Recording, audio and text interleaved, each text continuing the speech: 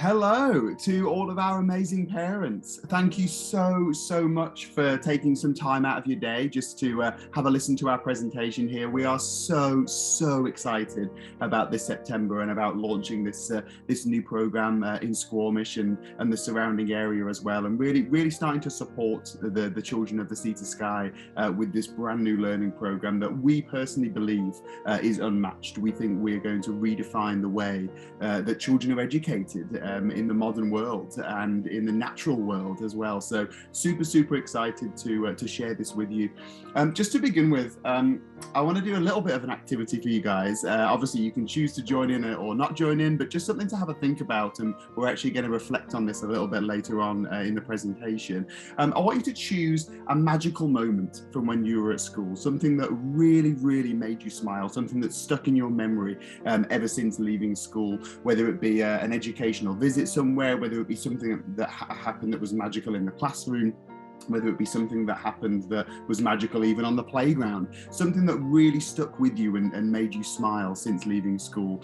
So I'm just going to give you a couple seconds to have a think about that. Maybe jot it down on a piece of paper or a post-it note or something that you have around you, just so we can refer back to it later, or just have it in your mind ready to remember a little bit later on in the presentation. So a magical moment when you were at school, something that really made you smile and has stuck in your memory ever since leaving school.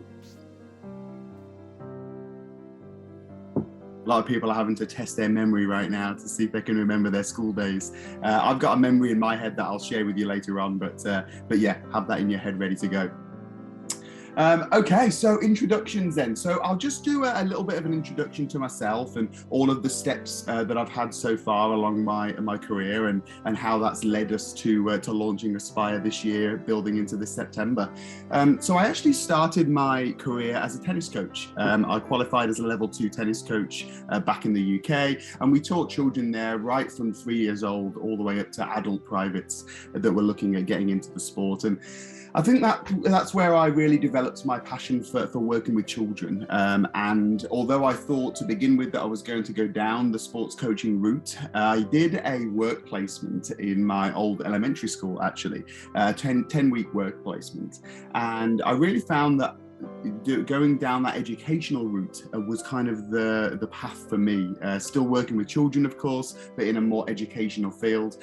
And in a few years' time, that actually led me to becoming a qualified elementary school teacher and a high school teacher from the UK. So that middle school area is where I really specialized in during the early parts of my career. And my final placement in my 3rd year of becoming qualified was in a recognised outstanding school in the UK, a school that had been labelled outstanding and therefore had a lot of outstanding teachers within it. And after completing my final placement there, I was actually lucky enough to be offered a full-time position there as a teacher when I'd qualified as an NQT, newly qualified teacher.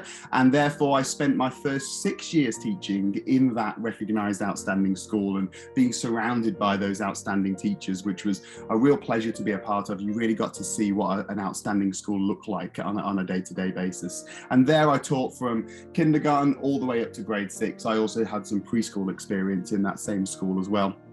And then after a few years of teaching, in my 3rd year of teaching, I actually became a recognised outstanding teacher myself. I completed the outstanding teacher program as part of that, where again, you really picked apart what an outstanding lesson looks like, what an outstanding teacher looked like, and what outstanding education could look like. And then as I moved into my 4th year of teaching, I actually had the opportunity to become a qualified forest school practitioner, which meant that I became a bit of a pilot teacher within the school and within the local area, taking that education outdoors and taking that education into the forest. The forest that was attached to our school at the time was about 5 or 6 trees, so it wasn't particularly special, but it gave me still that opportunity to prove to other teachers that education in any form could be taken outside and didn't have to stay in the classroom. And then in 2015, I actually became a qualified ski instructor through the CSAA and a qualified bike coach when I moved over to Canada in 2015. Relatively challenging decision at the time because I was very happy in my career and I was very happy with elements of my life in the UK, but I always had this amazing draw over to Canada and to BC and the Sea to Sky particularly. And then when I had actually become a resident in Canada 2 or 3 years down the line, that's when I became a teacher on call in the Sea to Sky. So I got to have a lot of experience there teaching in a variety of schools in the Sea to Sky, both elementary and high school. And it really gave me a bit of an insight into what every day looked like in some of these Sea to Sky schools. And again, that was teaching from preschool age all the way up to grade 12. And then I actually was lucky enough to be offered a full-time position at the high school in Whistler Waldorf, teaching science and predominantly teaching in the mornings, actually, from grade 8 to grade 12, like I say, focusing on science, so biology, chemistry and physics, and therefore got to really experience what a Waldorf school looks like on the inside and teach alongside some of their fantastic teachers and learn from all of the fantastic elements that make up a Waldorf school.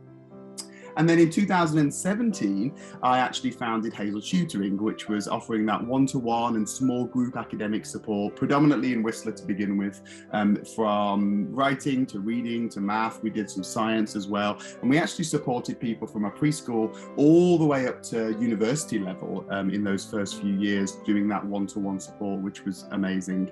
And then in 2019, that led us to launching our Forest Exploration Program, which was a forest school investigative style program, working with elementary children predominantly, so from preschool all the way up to grade 7.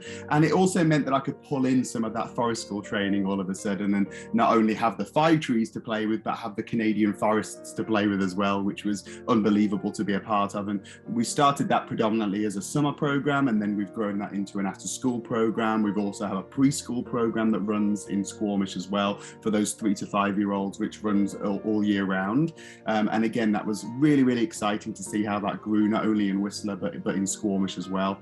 And then obviously moving on to 2022, we have then launched Espire, which is now essentially an alternative school, really, a full-time kindergarten to grade 12, a preschool to grade 12, actually, full-time educational program for children of the Sea to Sky and for Squamish. And we really hope that after this presentation, you take a look back at education and you have a think whether those decisions are being made in the right way and whether the education is going in the direction that we want it to. Is your child coming home inspired every single day? And that's what we hope to do and what we aim to do with this new program.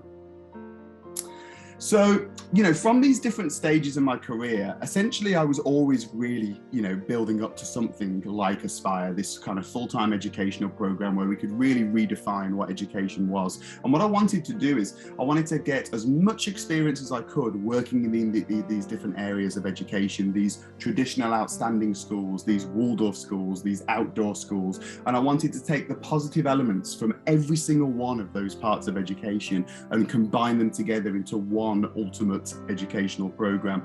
So what I wanted to do now is just briefly outline the steps from each one of these stages that we took to build into that Espire program, all of those positives from each stage in my career.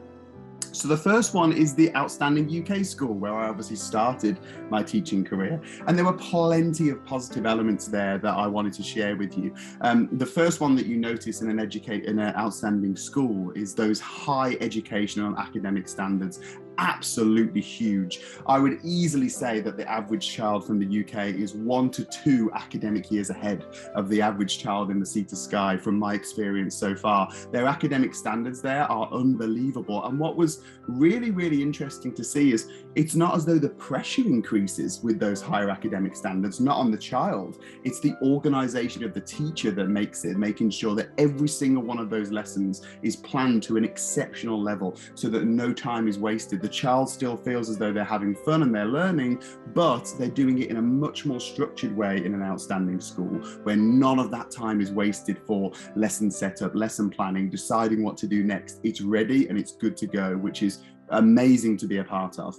That structure, of course, for students coming into what you'd call an outstanding school, that 4-walled school that the parents are used to, a traditional school, that offering that safety and that consistency to children. It's a massive thing, there's no doubt about it, and there was plenty to learn from that. But like I say, from the outstanding school, particularly those high educational standards and those academic standards were just unbelievable. And as part of that UK Outstanding School, we got introduced to something called the Creative Curriculum. We actually became a pilot school for this in the UK. And the Creative Curriculum was a new approach to education. And what it meant was that instead of having a child that was focusing on one lesson for an hour per day, so math, for example, and then you focused and you changed the subject completely, you did writing for an hour, and then you did geography for an hour, and then you do history or humanities for an hour. And what it meant was that it showed that the child was having to switch these different parts in their brain to switch from one thing to another thing to another thing to another thing, open this textbook, open this textbook, open this textbook to this page. And it meant that really they were never really embedded in the learning. They were definitely never engaged in the learning, because there was so much change going on, different books being out at each time, different textbooks being out at each time. The child was never really engaged in their learning. And the Creative Curriculum introduced something called the thematic approach, whereby every single lesson was gauged and linked towards one central theme. So for example, a Space Explorers theme is a big one that we did when we were in the UK, whereby every single lesson, the math was linked to space. So conversions of distance, conversions of time, how long would it take to get to the next planet, circumference of planets, diameter of planets. So you're still covering those core skills, but you're linking those core skills to a central theme. The writing, for example, that we did diary entries as a spaceman. We did newspaper articles that we then sent off to the newspaper and we had them printed as a front page. We did podcasts that we recorded, and the children had to write the script for those podcasts before we sent them off to the local radio. So every single lesson and every single element to the learning had a purpose. It was linked to that central theme. Even the shared reading was linked to that central theme. We did a book during that space theme called George's Secret Key to the Universe, which was by Professor Stephen Hawking. And again, everything linked to space, the shared reading, the writing, the math, the geography, everything that we did was linked. And what it meant was the children all of a sudden became so much more engaged, especially those children that didn't normally engage with their learning. The children that were the hard workers that were naturally engaged came along with us anyway, and were therefore much more engaged themselves and had a lot more fun themselves. But the children that weren't engaged in their learning all of a sudden became this massive part of it. They knew that what they were doing had a reason. It wasn't just because, the teacher was telling them this is the way to do things. And what it also introduced is that the first part of each day or the first part of each lesson had to be child-led investigation. So we would set the children specific challenges and specific questions at the start of the day, but the teacher wouldn't be stood at the front of the classroom. They would be guiding the lesson from the rear through questioning, but they would also make sure that the child had the opportunity to try these investigations first, to become independent first, and most importantly, to make mistakes first. The amount of mentality that children have where they are so scared to make these mistakes, and these investigation-led lessons meant that for the first part of the lesson, the children were encouraged to make mistakes. They were encouraged to do the wrong thing to begin with so that they could learn from them. One amazing example of that was that we did a theme based on Robin's Recruits, which was all a Robin Hood based theme.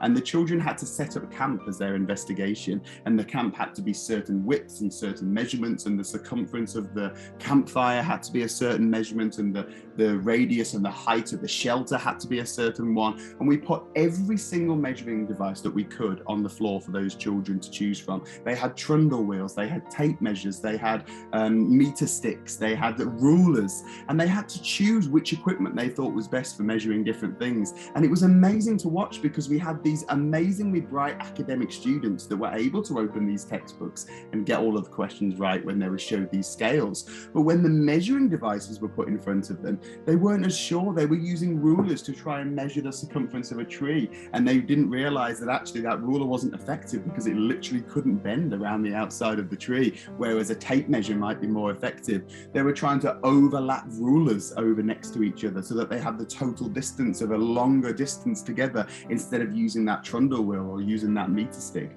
So it was really interesting to see the difference in the children that maybe traditionally would get those answers correct, but actually when put in a real life situation and when applied to real life problem solving and real life investigation, that was where they struggled a little more, because it's that link to real life life that's so important. And it also meant that it's far more engaging. The child doesn't mind making a mistake. They don't mind picking up the wrong measuring device to use, because of course they know that making those mistakes are not a problem because they learn from them.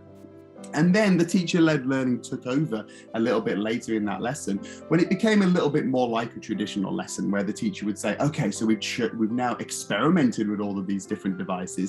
Now let's put them into practice. Now let me show you how to convert between these measurements, or to read these scales, or something like that. So there was a mix there between child-led learning and teacher-led learning, and it was the mix that's so important, not just having the teacher stood in front of the lesson and leading it all the time and telling the children, this is the way it is, no reason, this is the way it is because I say so. How is a child supposed to engage with a lesson when they've got a teacher at the front who's just telling them the facts and giving them no reason behind it whatsoever?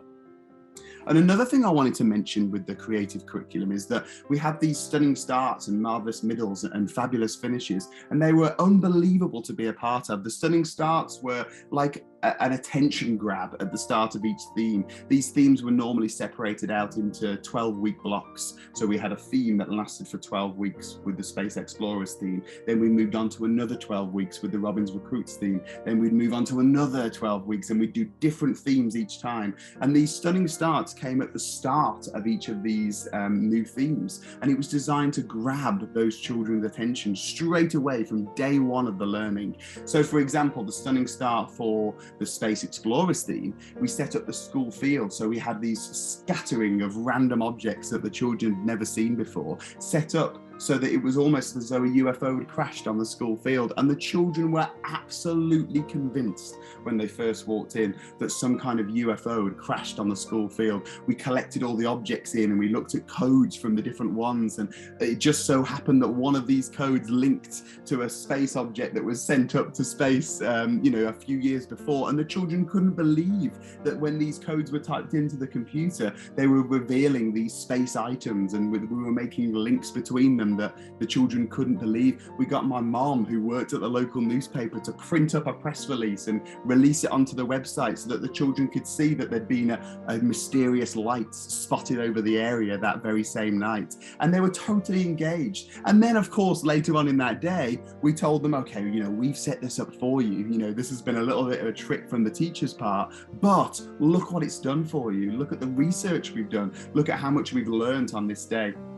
And then the marvelous middles were quite often trips, educational visits. So for example, the Space Explorers theme, we had a planetarium come in and get set up in the school on the school field so that the children went inside it, and they were totally surrounded by projections of the planets and space and the stars and the galaxies, and they were taken on this journey to space, this virtual journey to space. And then the fabulous finishes were at the end of those 12-week blocks, where the children were invited in and the parents were invited in, and it was a showcase of what those children had learned during those 12 weeks. So for example, for the Space Explorers theme, we set up a space museum where all of the children's work was on show. They built a real-life model spaceship, and the parents were invited to go in that and to experience what it would be like to go up to space. We had children who did a dance that was linked to the planets musical, and they did a dance that related to each of the planets. We did a production whereby the children had different parts to play, and it was a stage that was set up where they did a true full performance in front of the parents, and we set it up like a proper production where tickets were given out to the parents and they were invited on one of the evenings, and they got to watch what the children had learned. And it meant that firstly the parents could see, but also the children and the students had an opportunity to really showcase everything they'd learned and show the parents what they do with us on an everyday basis and get excited about showing it, which was unbelievable. And as I mentioned, the whole link in this creative curriculum is to give students a purpose to their learning, not just have a teacher stood at the front saying, open your textbooks to page 27, this is the focus of the learning today, we're going to answer these questions, question 2, question 3, question 4. How boring for a child. The reason why We don't have children at the moment coming home from school and talking about their day. I promise you guys, is not because they are bored, because they are quiet. It is because they are bored. You hear so many parents say, oh, my child never talks about their day, but they're very quiet, so they probably won't anyway. I promise you that's not true. It's because they are bored. It's because they are not engaged in their learning. This type of learning, the creative curriculum, gave students something to talk about when they went home. They were full of energy when they went home, not tired and sat in the back of the car not speaking. They were totally engaged in their learning, and they wanted to tell the parents what they learned because they were excited by it. That's the difference. That's what we're not getting in these normal traditional schools anywhere near as much as we should. The children are not engaged in their learning. They're not excited about every single day. We'll talk about that in a little bit more detail afterwards.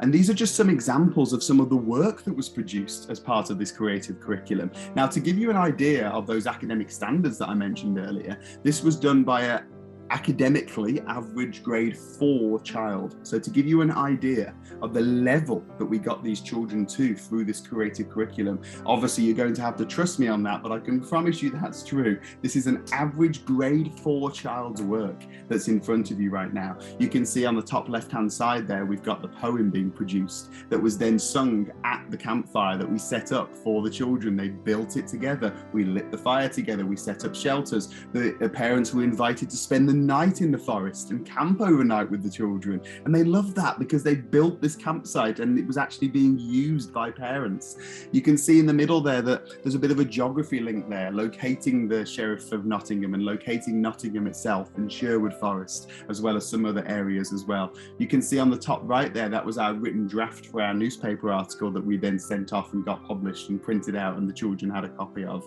You can see on the bottom left hand side there, that was our 2D plan, our 2D map of what the campsite would look like in Robin's Recruits. And you can see again there, we've got coordinate work coming in, we've got 2D shape work coming in, we've got translation, we've got reflection. There's a massive amount of mathematical skill there in that bottom left hand corner, but it's all linked to a 2D map of Robin's Forest and Robin's campsite, and therefore the children don't see it as work anymore. They see it as a project. They see it as something that they're building towards, not just opening that textbook. And there's a couple of more examples there for you. You can see on the left-hand side some biology work there linked to the life cycle of a seed and how it germinates. And then on the right-hand side, some more coordinates work there. Again, all linked to one piece of theme, right? One learning focus, but loads of different subjects being done, all linked to that central theme, that Robin's Recruits theme. And now the Forest School then. So I'm talking here about the training that I did back in the UK. I'm talking about the forest schools that I've observed and been a part of here, as well as our own forest school, actually, the one that we set up and have ran this year with our after school programs and with our holiday programs. So what were the positives from those work opportunities and having that influence of the forest as part of our learning? Well, the first one is the most important one. Children belong outdoors. It is painful to think that our children spend so little time during the day outside, right? 6 or 7 hour school days, 9 o'clock until 3 o'clock, all being spent inside, and not only inside, but inside the same classroom, sat at the same seat, looking out the window at what's going on in the world, and never having the chance during that day, or at least very rarely having the chance during that day, to be outside in the world. And what we want to do with our program is, of course, have both. We want children to be outside for at least 60-70% of their learning, especially on days like this where we've got the sun shining. We want the children to be out there enjoying life. I've seen lessons in the sea to sky where there's been, for example, a mountain focus, and the children are looking at photos of mountains on a screen or photos of mountains on a textbook. Go up the mountain, go up the sea to sky gondola, go up the Whistler Mountain and learn whilst you're surrounded by a mountain. Same with rivers, the same with everything. You know, there's so much going on in the sea to sky area. There's so much beauty around us, and the children should have that as a part of their learning. And I promise you guys, it is doable. You can make the outdoors a part of the learning learning and not just have it as playtimes and lunchtimes. Going back to that idea of the children talking about their favorite part of the day, so often I hear them say lunchtime was my favorite part of the day, or break time was my favorite part of the day. Why is that? Because that usually they get to go outside during those parts of the day for 1 hour a day, or maybe 2 hours at a push. We should have these children outside for the majority of their learning, with an option to come back inside when you need to do that more focused classroom-based learning. And that's what we want Espire to be, the perfect focus of both. Different environments every day. Oh, children get so bored of going back to the same place. So change it. Go to a different part of the forest on one day. Go up a mountain on the other day. Go cross-country skiing on another day and have that as part of your learning. And then, yes, have other days where you're in the classroom and focused on those indoor opportunities that you need to, especially if it's a particularly horrible day outside, for example. Having that option for a classroom environment is important, but it should be in addition to the learning, not every single day in the same seat, in the same place, doing the same learning. Boring, boring, boring. The children are never going to be inspired if that's the case. And this connection with nature, this has actually really shocked me this year, watching our children doing our forest school program and seeing the connection they build up with that forest. You know, you've got areas that the children pretend that are a pirate ship, for example, which is a log sticking out the ground, but to them, every single day, that is their pirate ship. We have a reading area, which is a log on its side in a circle, and the children know that that is the reading area. We have a campfire area. We have a presentation area. We have things like seesaws and things like that we've added in, but it's incredible just with these natural areas. The children become at one with these areas. It's their home. And of course, we're always talking about protecting our planet. We're always talking about protecting our forests. These guys are the future generations of this planet, and yet they don't have a connection with nature, the majority right now. If they have that connection, and if they feel that they are comfortable and loved in that forest and happy in that forest area and in those natural areas, of course they're going to want to protect those areas more because they're connected to them. They feel a part of them. They love them. If we keep them inside in the classroom, looking out at them all the time, they're not going to have that connection. It's so important that that connection with nature is there for those future generations so that they want to protect it and they want to keep it whole. And again, that real life connection and purpose that we mentioned earlier with that creative curriculum side of things, a purpose to their learning. That positive mindset is a huge one we've heard from parents. Instead of going home from a traditional school day, tired, not talking about the day, quiet, they go home full of energy. Even though they've been on their feet for the most of the day, they are full of energy and positivity from that day. They really cannot wait to tell parents about what they've done because it's different every day. It inspires them every day. And that's been an absolute pleasure to be a part of in that forest school. And now the Waldorf School, of course.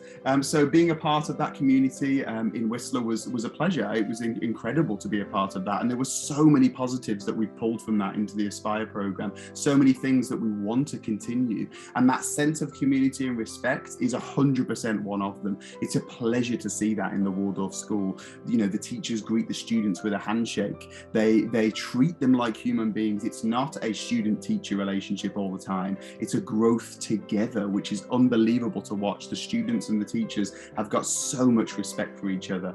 The events and the ceremonies that the Waldorf School have are incredible. Their Advent event with that spiral in the middle leading up towards the candle where each child comes from each grade and lights their own candles. Some of the outdoor community events that they have, the parent involvement in those schools is fantastic, and that's exactly what we want to continue in the Espire program. And another thing that you notice, particularly in their planning, is that growth and discovery of self that they really focus on. They don't just focus on the learning, they focus on the connection between that learning and the child as a human being, and not just this is the way it is, right? They plan for that connection between growth and discovery of self. And that's unbelievable again, because you don't see that in every school. What connection do I have with the learning? I'm going to show you a few examples of that in a second.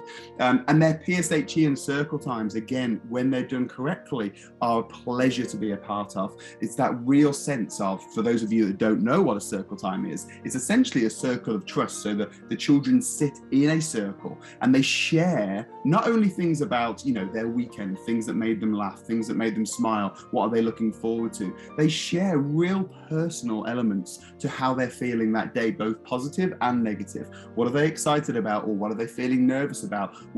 How's their body feeling this week? How's their mind feeling this week? What are they nervous about? What are they excited about? And how is their body reacting to that? And what it means is that the teacher also gets an opportunity to share that with the students. So they get to share, oh, I've got a staff meeting coming up this evening and I'm feeling nervous about it because of this, this, and this. My body is doing this, this, and this because I'm feeling nervous. And this is how I'm going to deal with it to make myself feel more comfortable.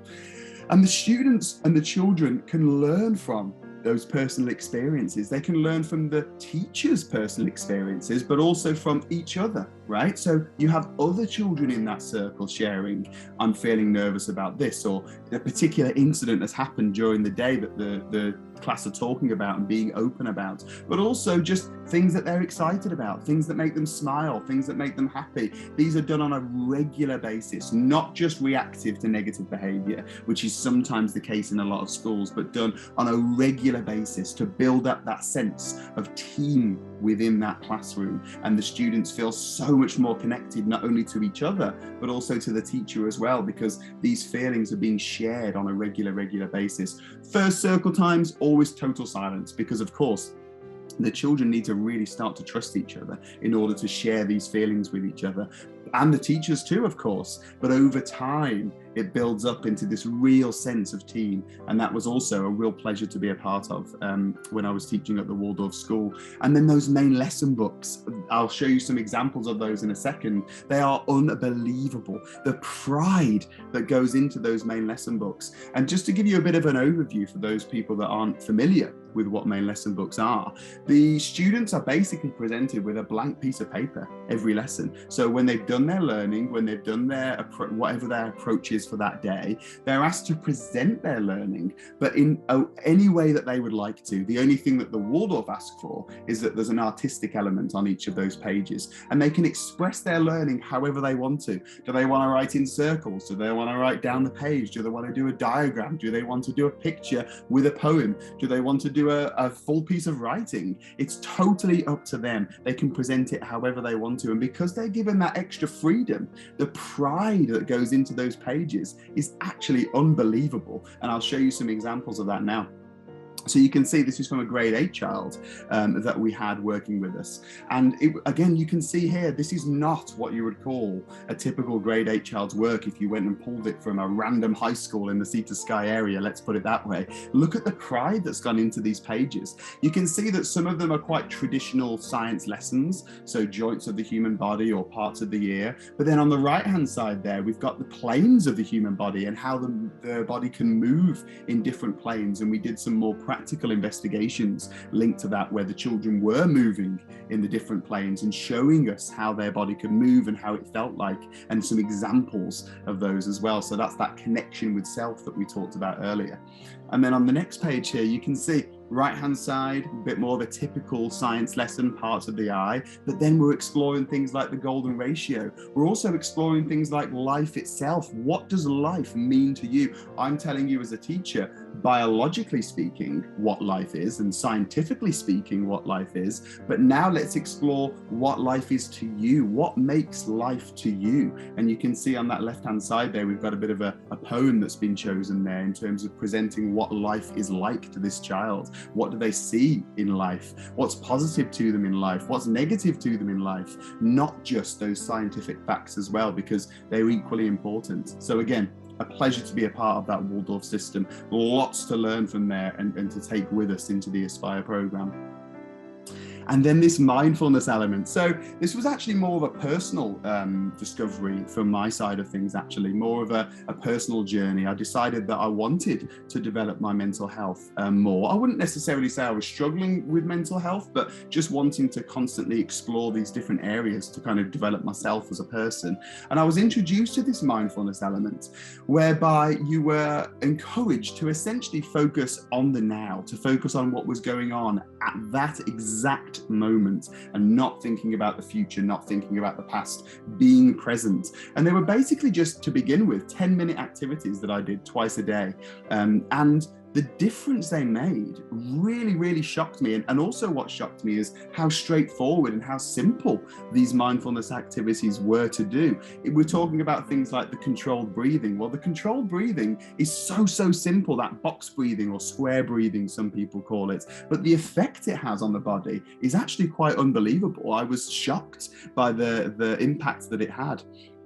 Then we have the meditation side of things. Now, I genuinely used to think that meditation was sat with your legs crossed, with your arms up like this and humming. Well, it can be, but it can also be much simpler than that. Going off and finding your own space in the forest, for example, for 10 minutes and just being totally focused on everything that's around you. Choosing a special tree to sit next to, running your hands down the bark of that tree. What does it feel like? Sitting in the rain with your hood up, with everything waterproof, but just sat down on the forest floor and focusing on the sounds of the rain that's around us, the pitter-pattering of that water on my hood. Absolutely fantastic. Focusing on the trail itself, where does it go? The roots we've done before, where we focused on the roots that are beneath the ground of the tree and imagining how far they're spreading out underneath the ground and how far they're stretching is absolutely unbelievable. Mindfulness walking is a fantastic activity we've done with the children as well, whereby you're just pressing your feet on the ground slowly for 10 steps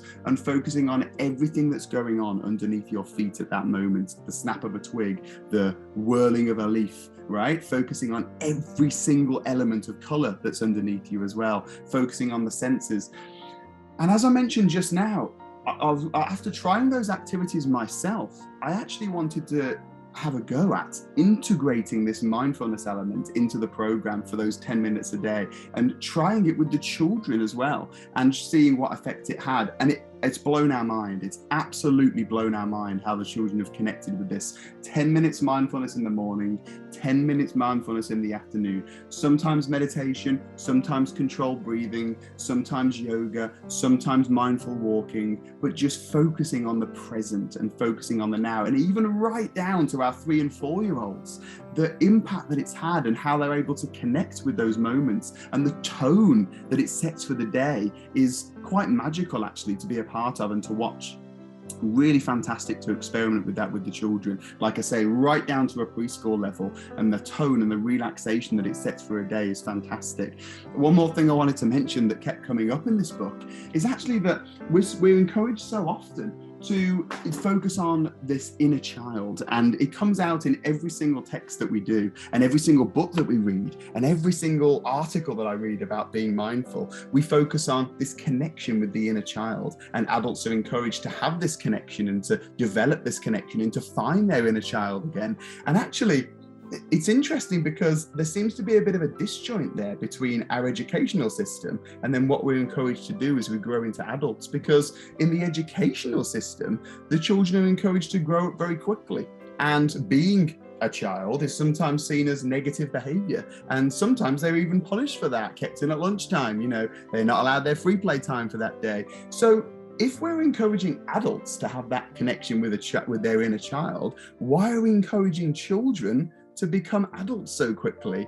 That doesn't mean, you can see from previous, that their academic standards need to slip, but also just being encouraged to be a child, to jump in a puddle because you see it, to jump in a lake because you see it, to go outside in the rain, you know, to shout as loud as you can and see if it echoes back off the trees. These little moments that sometimes are seen as negative behavior, that's a child being a child. That's a child exploring these different areas to climb as high as they can up a tree and see how high they can get before they start to feel nervous, within, you know, safety, of course. But experimenting with those feelings of impulsivity is something that we're encouraged to do as an adult, but it's because we've lost it as a child, because that was seen as negative behavior, and it still is in some elements. As I know that I'll mention again and again, education is one of the areas that really has remained pretty unchanged for the last, well, a long time, 100 years or more. It's remained, the model itself has remained relatively unchanged. Of course, we've changed certain areas,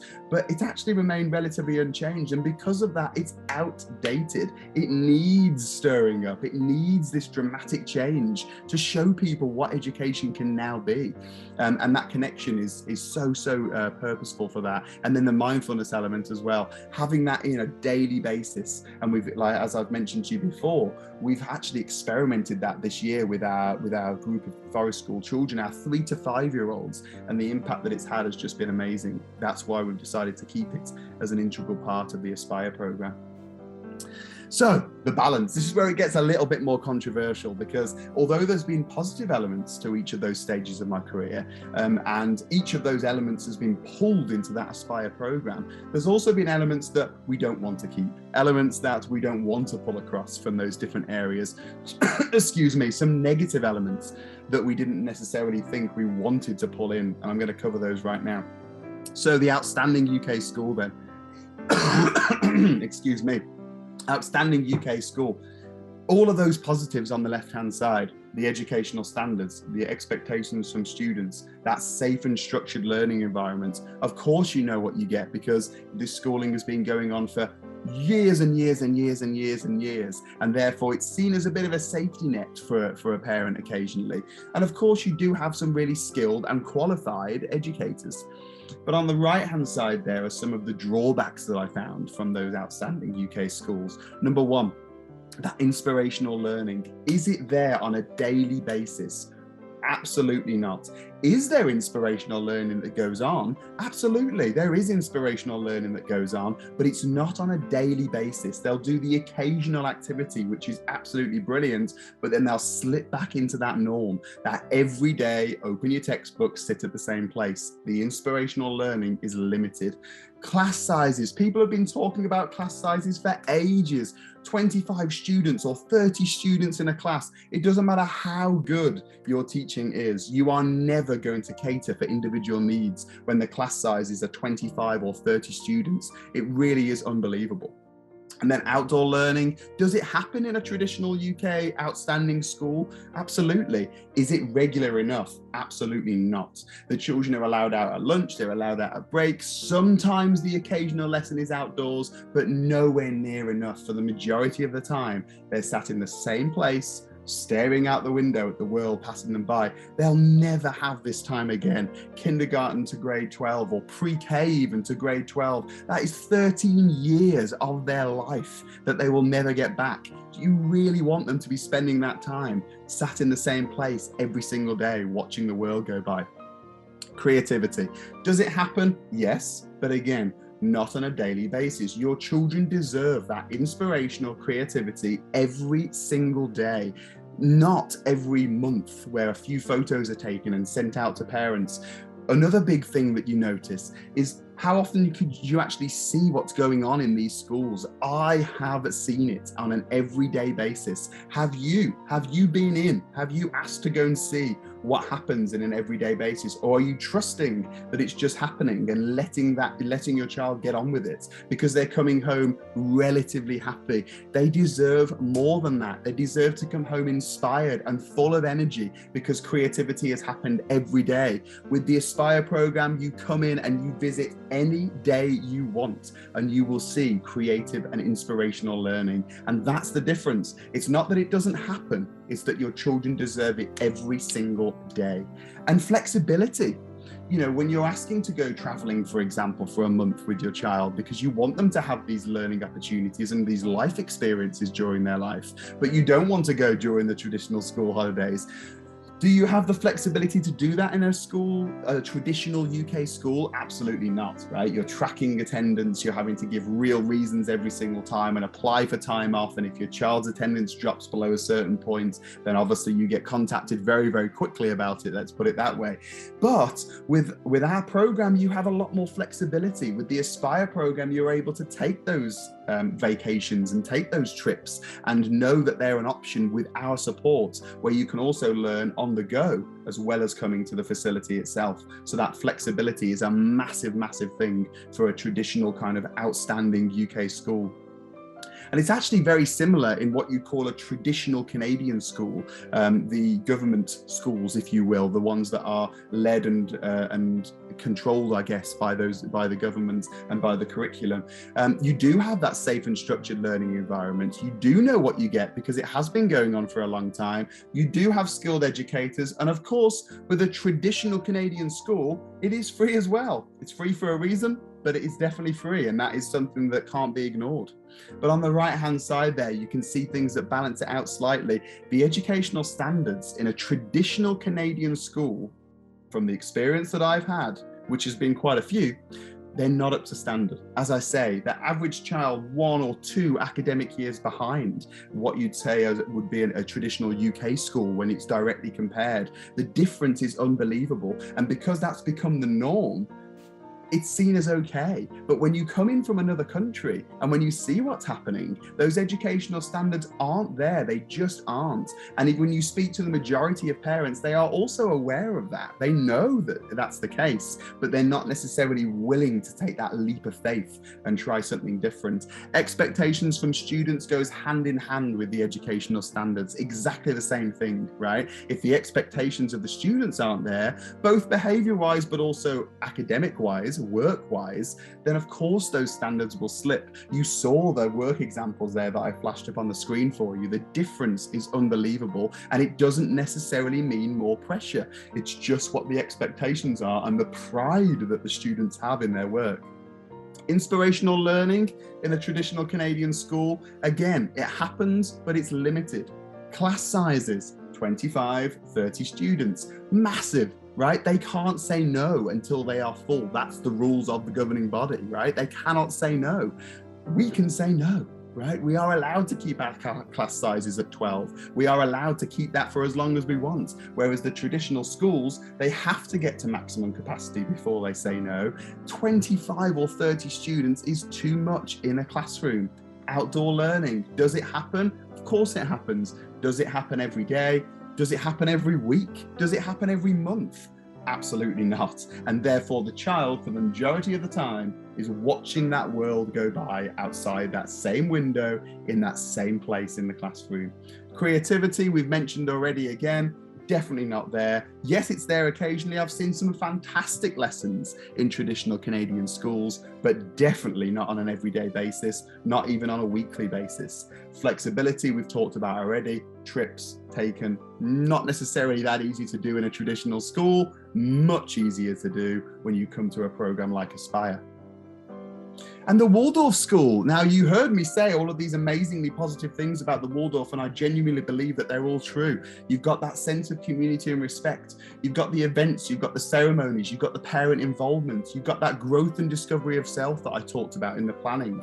You've got those circle times that I mentioned, building up that trust as part of a class and becoming a team. You've got those main lesson books. Those main lesson books are a fabulous showcase of what the children have learned, and it's amazing to see that, and we definitely want to pull those across. However, there are some disadvantages to the Waldorf school as well. Big one, particularly in elementary school level, those educational standards are still not there, especially at that elementary school level. The children aren't progressing in the way that they can. They're not showing their true talents. They're not shining as learners. Expectations from students goes hand in hand with those educational standards. And this is the controversial one, I'll say, but I promise you from my experience, this is true. Everyday school life in a Waldorf school, do they do these connections with self? Do they do these incredible lessons that they portray on an everyday basis? From my experience, no. When you go in on an everyday basis, it is a regular school doing regular lessons. The students will still sit down, they'll still work out of the textbook, they'll still be inside the building, and they'll still be sat in the same place. I know that's controversial, but it's just what I've seen. The traditional school is still the same on an everyday basis, just like the Waldorf school. They have these inspirational moments. There's more of them in a Waldorf school, in my opinion, than in a traditional school, but it doesn't happen every day. Go in and see for yourself. You'll see some parts, but see for yourself. Ask to go in and see what a regular day looks like. you'll see for yourself and you'll be able to make your own mind up. But I promise you, on an everyday basis, it's not always there. And then that flexibility that we talked about, of course, as well. The forest school. So this is from my experience of observing forest schools, but also doing our own forest school this year as part of the preschool program that we ran in Squamish, and seeing what the advantages are and the disadvantages are of that program. The left-hand side there, you can see those advantages that I talked about earlier. Children belong outdoors, different environments every day, true connections with nature, real life connections, and that positive mindset, that energy that the children go home with at the end of each day is absolutely fantastic. But right hand side, educational standards for a forest school, they're not high. Right? There are some times where there's some learning that goes on, but in the majority of forest schools, they have this program called a structured play, right? Or child-led learning, which I did mention earlier is actually very important, but not for the whole day. A child should not be leading their learning for the whole day, because then it becomes free play. Right? Then it becomes playing in the forest. Yes, they're learning parts from that. And yes, there are learning opportunities that teachers can jump on through the day, but I promise you, there's not enough for, regardless of whatever level you are as a forest school practitioner, I promise you there are not enough learning opportunities in a day where we don't have that bit of structure coming in as well, where we have those learning themes and where we have that teacher-led learning as well, not just child-led learning. Parent volunteers are fantastic, but should they be leading children in these groups? Should they be taking children off and leading the learning when they're not qualified and skilled educated? There's a reason why this qualification exists, right? There's a reason why these skilled educators are here. You need skilled and qualified educators leading these groups and not parent volunteers. You need those standards to be high, because that's the area where there's a difference between parents and between educators. Those standards, you know what standards are expected of children in your group, and you can push those standards so that those children absolutely excel and absolutely fly. But if those standards aren't there, then those standards slip, of course. And therefore, that's what you see in these forest schools. These structured plays become free plays, and the children have a great day, but they're not going home with the learning that they should, and those educational standards just drop and drop and drop and drop every year. At preschool level, you can get away with it to a certain extent, but from kindergarten and above, and especially when you get to those older grades, the grade 5s, the grade 6s, the grade 7s, especially when you get to that standard, you need that learning to be structured, as well as having those child-led investigations. It's so important to have both. BC curriculum coverage. Now, the BC curriculum is actually fantastic in the sense that it allows you to be very, very creative, and it allows you to take the learning in different directions. But the disadvantage of the BC curriculum is that it's not too specific. So it's very, very easy for a forest school, for example, or for a traditional school for that matter, to tick off those objectives without really having to do much delving into the depth of learning, without really making sure that that child has a real mastery level of that objective, because it's so easy to tick them off. And that's what some of the forest schools do. They'll tick them off, they'll get the coverage done, but does the child have a really in-depth understanding? If they're in the forest all the time, right? Being outside is exactly what I want these children to be. We've talked about that already today, but you also sometimes need that opportunity to go into that indoor classroom structured environment as well. It's the balance of both that's so important, so that you keep the engagement there and you keep the enjoyment there,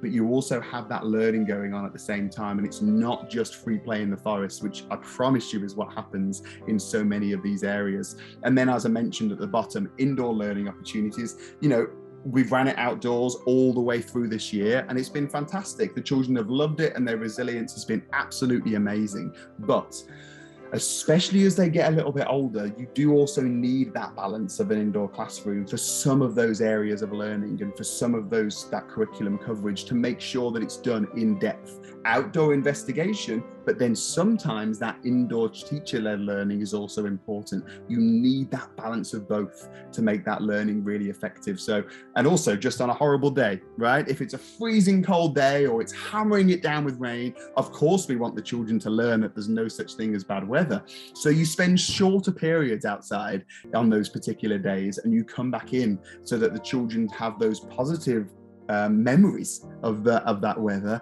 but it hasn't kind of overran them throughout the whole day.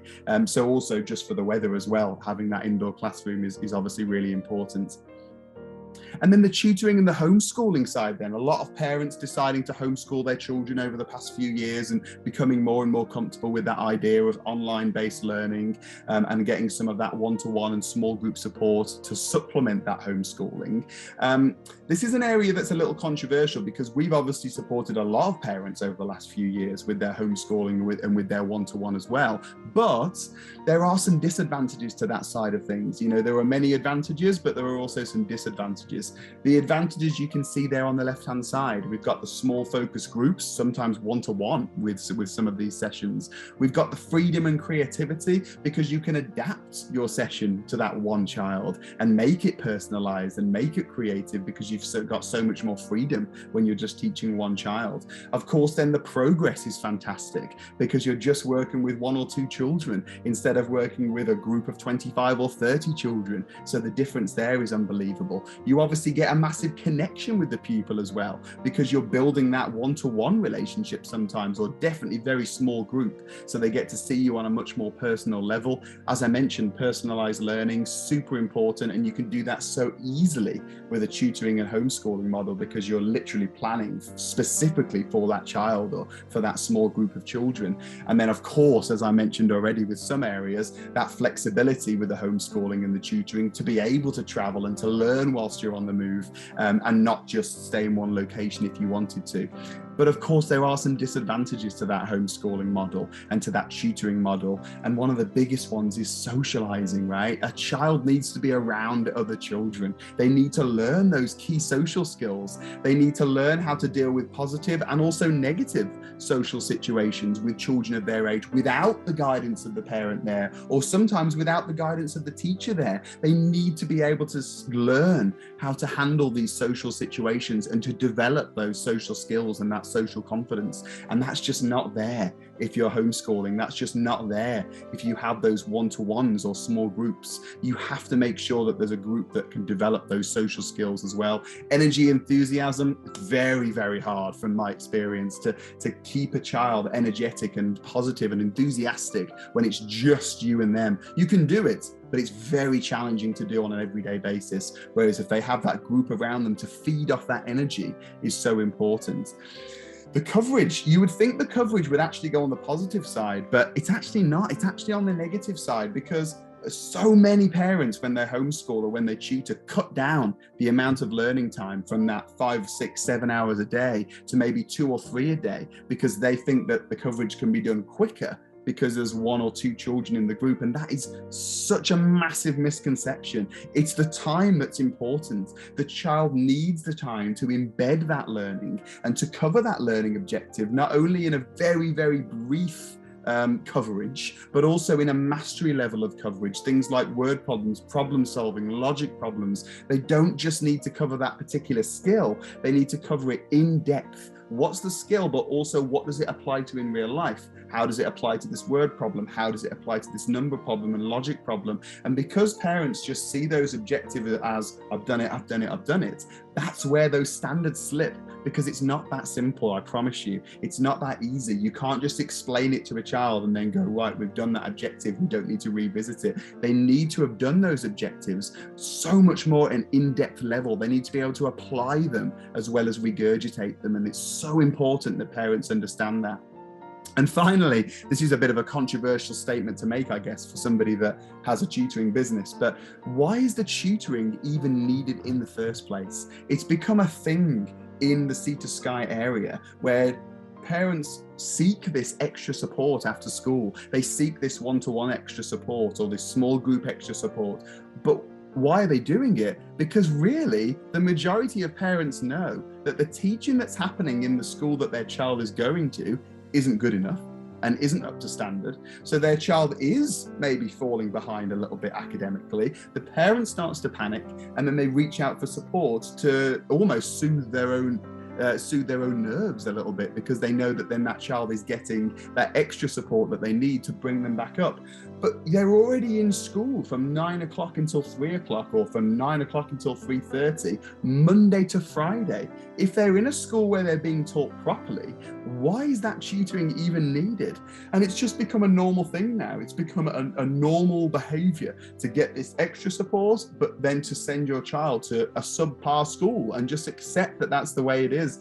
But that shouldn't be the way it is. There should be a school, Espire, that can show your child and show you that this extra support isn't needed. They should be using this time after school to do other things, right? To go skiing, or to go biking, or to go and sit by the lake, or to have fun with their family, not having to get this academic extra support, as well as this massive day that they already have in school. If the teaching is good enough in school, and if the learning is effective enough in school, and if they're being educated correctly, the tutoring and the extra support should not be needed. So that's 100% something worth thinking about as you move forwards. And so, what have we done at Espire?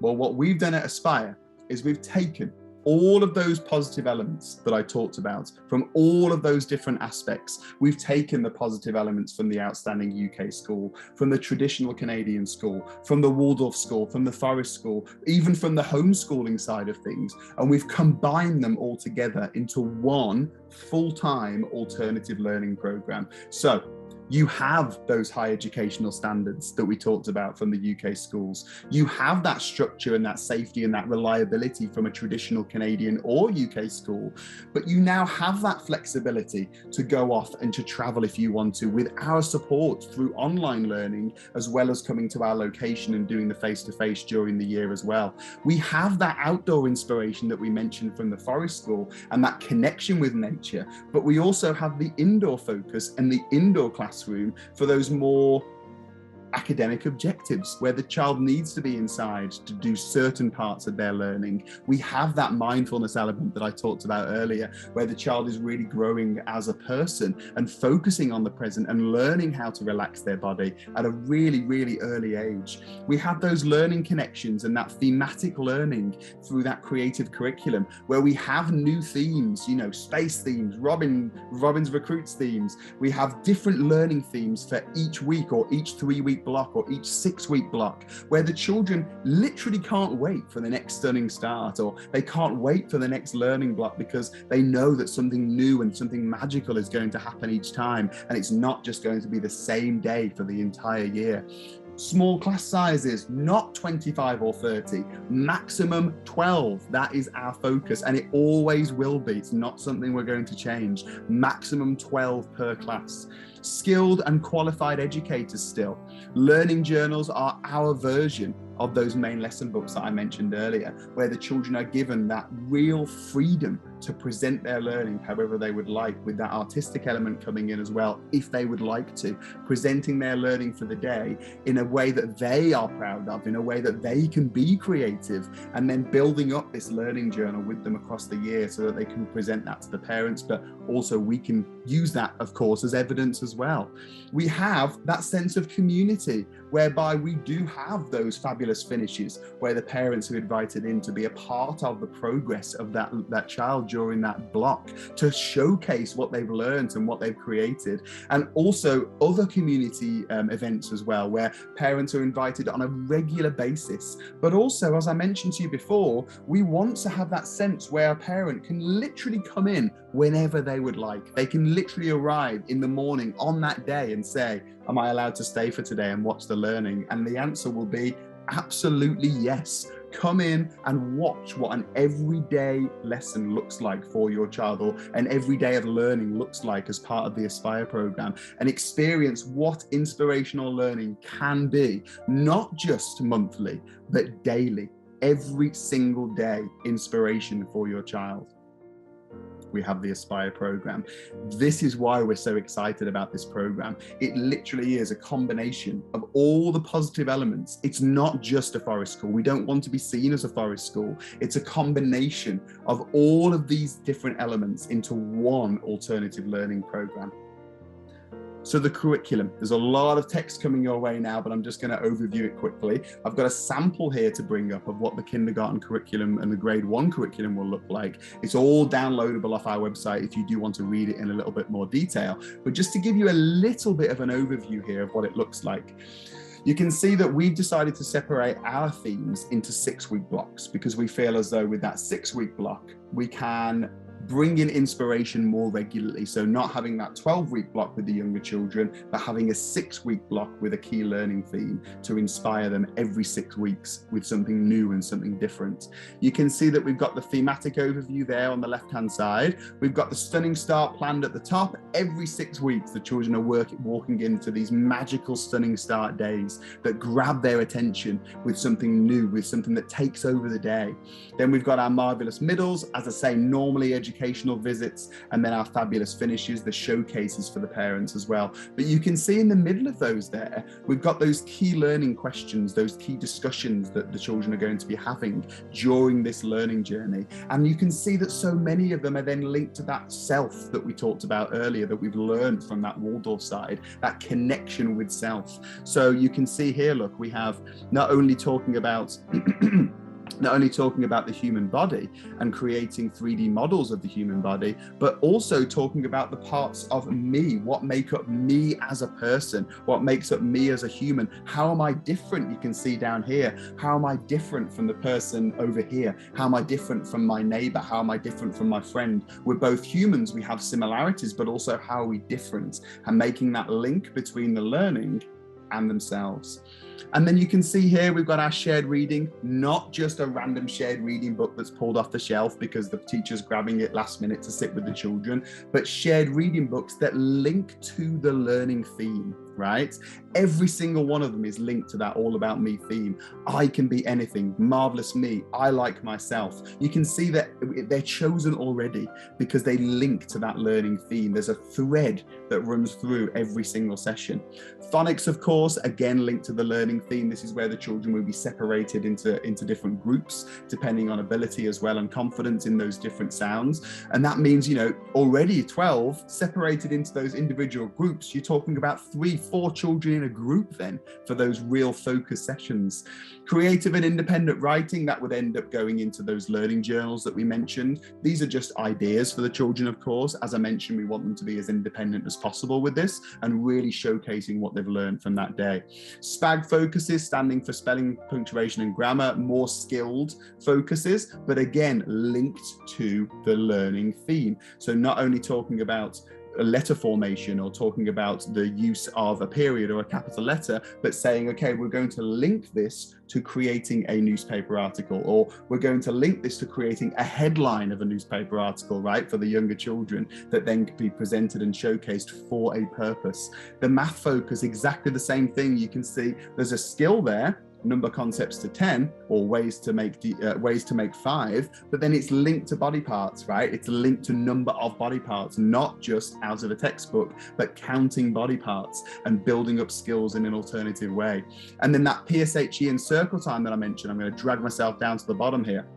Talking about the development of those feelings, you can see that there's a focus to each one of those circle times. There's a question and a discussion focus to each one of those circle times so that the children are developing as people as well as developing academically. And then instead of setting homework every single week for the reasons that I've discussed already, if they're spending 6 or 7 hours in a school per day, then they shouldn't need to take anything home. That's plenty of learning for that day. They also need to go outside and have some fun as well. We have a home project that goes home once per term, once every 6 weeks. For example, on this one, you can see that the children are researching and creating and presenting their own family trees, and they can present that however they want to as part of the family fabulous finish. They can create 3D models of their trees, they can create artistic style paintings of their trees, or they can just verbally present what they found to the rest of the group. They can choose, but because they've got that 6 weeks to do it, they can make it so much more special. They can be so much more proud of it than just being sent home with random worksheets each week because the teacher knows they have to send out one piece of homework on a Wednesday or one on a Friday. It's not effective learning. It's not going to inspire the child. And really, are they going to learn much from that activity? Absolutely not. Will they learn from these projects where the parents can be a part of them and be a part of that 6-week process where there's no rush and there's no last minute stress and you can build it up over time and present it and be proud of it? Yes, of course, they're going to learn so much more from that. So that just gives you a little bit of an overview of what it looks like. But as I say, feel free to go on the website as well and to have a look at it and to download it in more detail as well, also for the other grades too.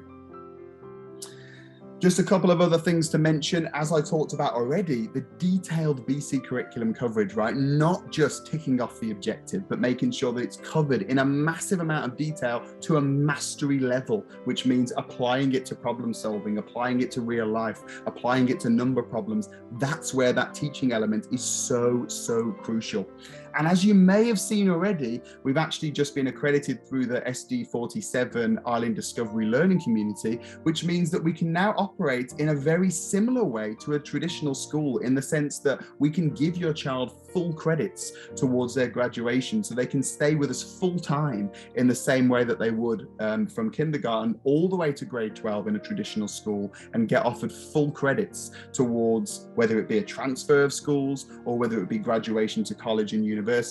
Our credits are exactly the same. We do that all on our end. We take that responsibility on. We submit all the paperwork and the evidence and the everything that we need to, and we make sure that your child has got those full qualifications in the same way that they would from a traditional school.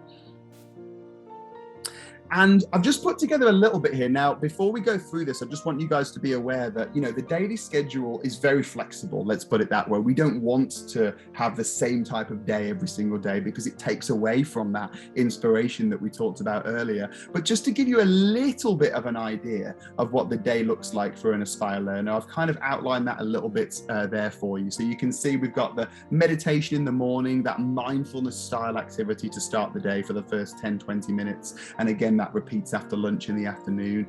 Outdoor focused, really building that tone for the day, right? Setting that relaxed tone for the day. If the child's had a stressful start to their morning, which sometimes happens, right? They're super late or they're rushing down the highway. This just brings everybody, or the teacher for that matter. Sometimes the teacher has had a stressful morning, and that can affect the way that they are with the children for that day. So having that 10-15 minutes to start the day where they are able to be mindful as well with the child can also really affect the teaching for that day as well.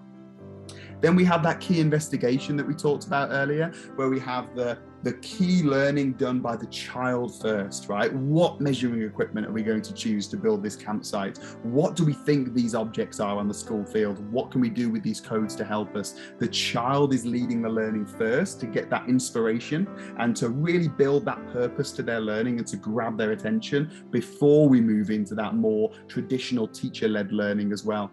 Phonics programs, as I mentioned, making sure those sounds are covered so that the children are developing academically as well.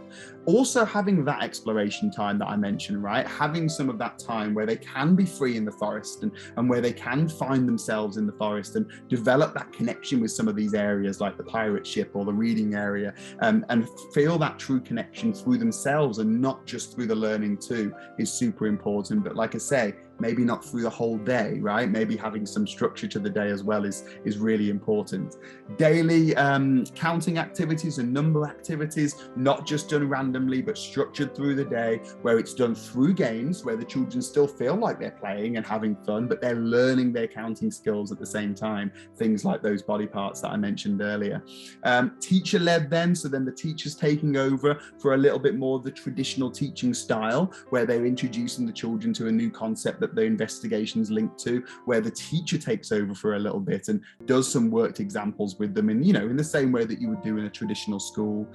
Having that afternoon mindfulness, but then having that time to do those learning journal entries in the afternoon as well, being creative with them and saying to them, let's present your work, but in any way that you want, an area that you are proud of, an artistic element, a diagram, a poem, whatever it might be, you choose how to present your learning. And then finishing off with that circle time and that shared reading, not only developing themselves as a team, but also exploring those texts whereby every single one of them is linked to that learning theme to really pull that child in and to give them a purpose to every single part of the day.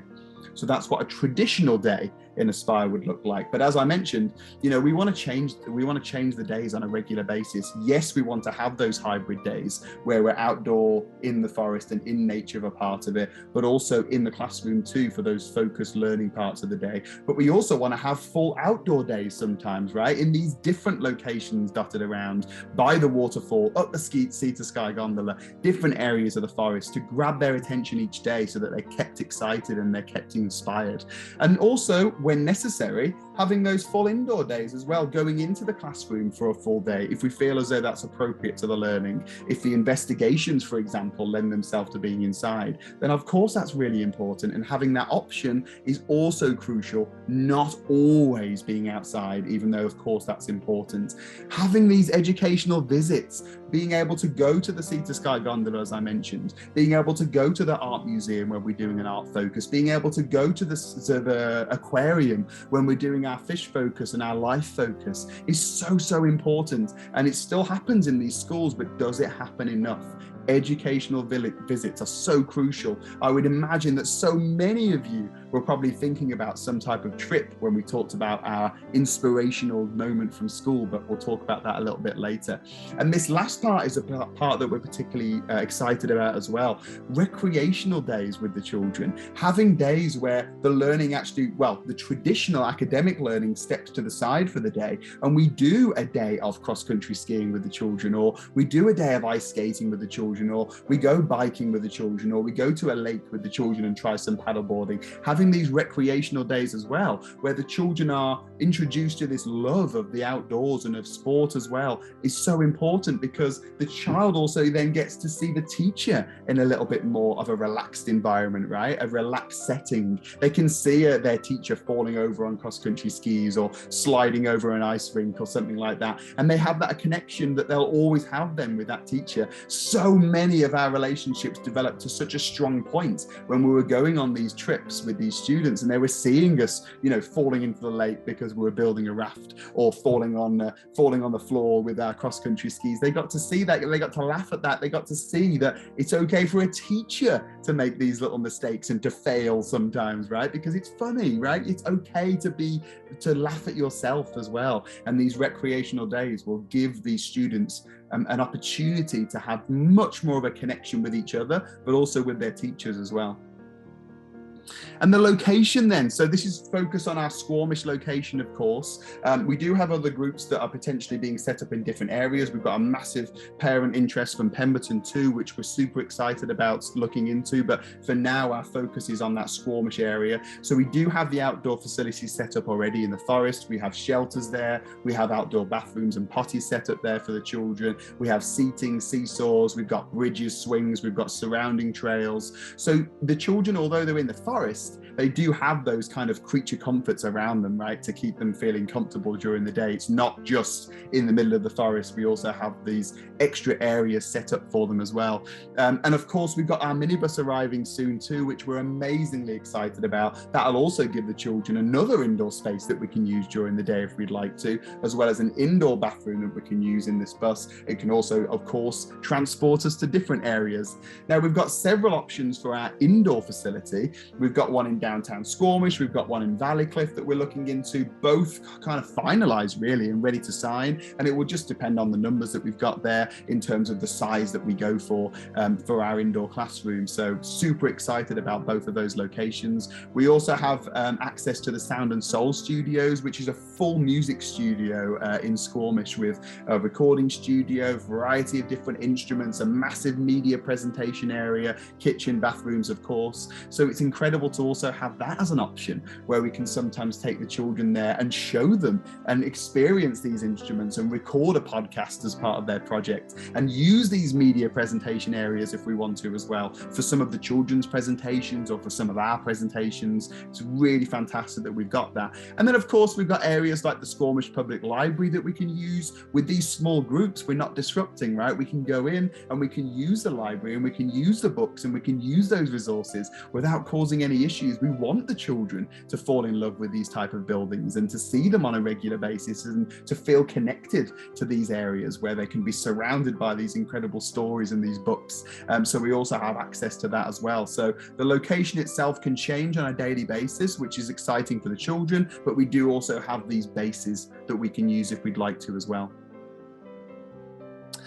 And now, of course, you know, we do a little reflection on all the positives of that Espire program that I mentioned, you know, the one that we're super, super excited about launching. We have the mindfulness element, we have the outdoor inspiration, we have the learning journals, we have the high standards, we have the thematic learning, the skilled educators, the self-growth, the learning connection, the community, the indoor focus, the small class sizes, the flexibility. And the only disadvantage that we have as a program is, of course, that we're not free. Right, there's no getting around it. However, we have set up some programs and some incentives, let's say, for you guys that we think that you'll find particularly useful to kind of aid you a little bit with the finance.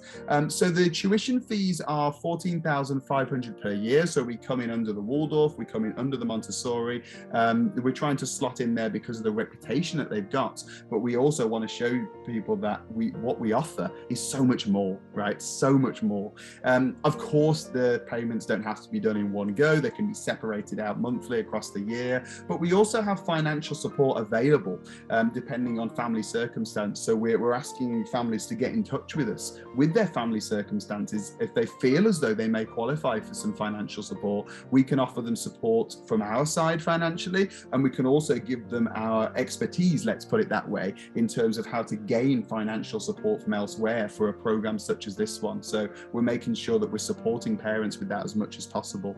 And the community funding and the sponsorship is something that we're particularly excited about. So we have a parent volunteer who's decided to work with us, but focused only on community funding and sponsorship and finding that for us. But of course, with a new program, you have to show that you're established first in order to get this funding and to get this sponsorship. They have to see what you're doing on a daily basis. They have to see your facility and see the children and see how much they're learning in order to get this. So throughout the year, what we've decided to do is, instead of keeping that community funding and that sponsorship that we get for ourselves, we're actually going to divide that amongst the parents that sign up with us in the first year as a thank you for taking that leap of faith for us, because we know that it is a leap of faith and we know that you need a lot of confidence to do this in us, and we want to pay that back to you, not only with an amazing education for your child, but also for subtracting this funding and sponsorship from your tuition fee if you're a first year with us, to make sure that sometimes those tuition fees can come down dramatically,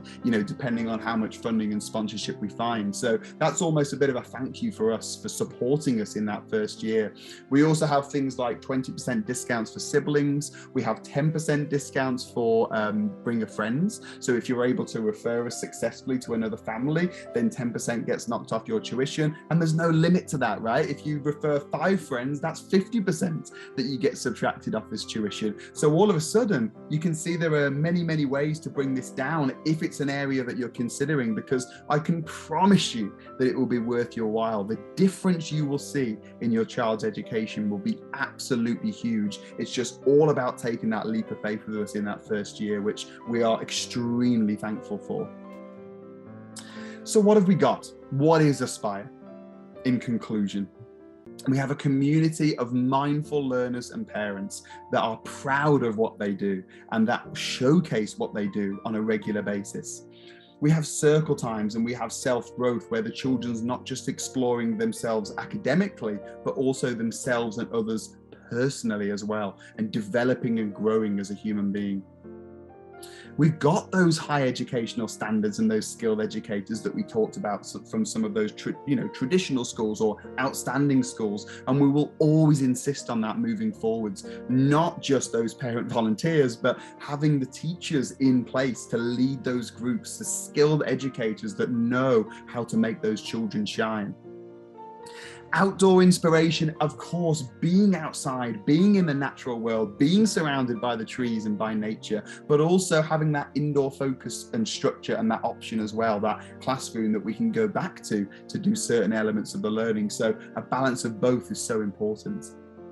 We have that true connection. We can see that in the children right now, the ones that we've had this year, that true connection with nature and the world around us, that real connection, so that the child feels that they love the world and they want to protect the world because they fall in love with it during their childhood, not just sat staring out at it. And we have a growth of self with a true connection and a purpose for learning through that thematic approach, not just sit down, open your textbooks to page 40. This is what we're doing today. Tomorrow, guess what? Page 41. It's not exciting. They're never going to talk about that at the end of the day. They're never going to remember that. They need a purpose. They need a connection with their learning through that thematic approach. And we have that celebration and pride and presentation of work where parents are asked to come in for those fabulous finishes and for those community events, when parents can turn up on that one single day and say, I'm going to stay for the whole day now. I want to see what my child is learning today. I promise you that will always be an option with Espire. Come and see us. Let us show you what a child's learning can look like on an everyday basis. And I promise you, you will literally never look back to a traditional school again. We have Espire.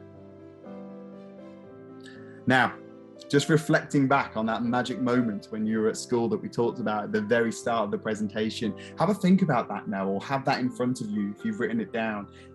Was any single person, any single parent that's watching this presentation, were you thinking or writing down something that involved you being sat down at a desk in a classroom? Maybe you were, but I would bet anything that the magical moment that you wrote down was either outside, on a school trip, doing something that was different than the normal school day, which inspired you and stuck in your memory. Now imagine if you were doing that every day, not just once every 12 weeks or once a month. Imagine if that inspirational learning, where it was different, it was new, it was creative, it was exciting, was done every day. Imagine how many memories you would have from your education if that had happened. And that's what I want to drill home to you guys today, to know that education can be different, but we need to take that first step. It can't just be, oh yeah, that looks great, actually, it's a good program, but I'm actually just going to stick with normal schooling and complain about it to other people and talk about it all the time to others. Take the step, take the leap, and let us show you what a difference this can make to your child, because they will be full. If somebody asks them this in 20 or 30 years' time, they will need a second page because of the moments they've been introduced to, not just a single moment that you might have even struggled to remember because of the fact that there wasn't enough of them. That is what Espire can be to your child. Now, questions. If you have questions, or if you have concerns, or if you have anything, please, please, please get in touch with me. Set up a call with me, drop me an email, do whatever, go through the website. Get in touch with me so that I can explain this program in more detail to you. I'm just trying my best to make sure that every single parent is aware that this is an option out there for them. And I can promise you, you would never look back if you made the decision. I know it's easy for me to say because it's my program, but let me prove it to you next year. Let me prove to you that education can be different and that your child can come home from every day of their learning with a smile on their face. Please reach out to me if you have any questions. And now the next steps. If you are interested in beginning this magical journey with us, please consider it. Top of the page, you can see there the Espire Academy website. Registration's already open. In fact, the registration closes on July 30th, so please make sure that you get your registration in before then for kindergarten to grade 3. You've got an online registration form that you complete with us, nice and simple, basic information, but then we set up an interview and a child information meeting one-on-one with yourselves so that we can really get to know your child before that first day of school and make sure that the learning is as personalized as possible for them. You would then register through the Island Discovery Learning Community. We can support you with that, so that that's the online element to the program where you're getting those full credits and that full qualification towards kindergarten to grade 12. And then as we build up towards September, we will set up our introductory parent meeting for our Espire parents that have signed up with us, and we'll do our induction day with your child where they can see the other children that they'll be working working with, and you can meet the community of parents that will build up in that first year so that they can feel really comfortable and excited about that first day with us in September. And then finally, you begin this magical learning journey with us. We cannot tell you how excited we are about this new program. We genuinely believe that this is going to redefine the way that education is looked at from this point forwards. Other schools will look at us and they will learn from us, because I promise you, this is the way that your child should be educated. Take that leap of faith and let me show you how magical an education can be for your child. Let me inspire them all the way up to grade 12 and then set them off on their life with their massive smile and positivity set on their face. I'm going to leave you to consider this for the rest of your time. I'm going to leave you to look back at that magical moment and think, what about if that had been every single day? Let me show you. Please reach out to us, and I promise you that I will change the course of your child's education forever. Thank you so much, everybody, for being a part of this. We are so excited about September, and we really hope to see some of your children soon, because I can promise you, you will never look back once you switch to the Espire program. Thank you so much, everybody. Have an amazing rest of your day, and I hope everybody gets in contact with us real soon. Thank you so much.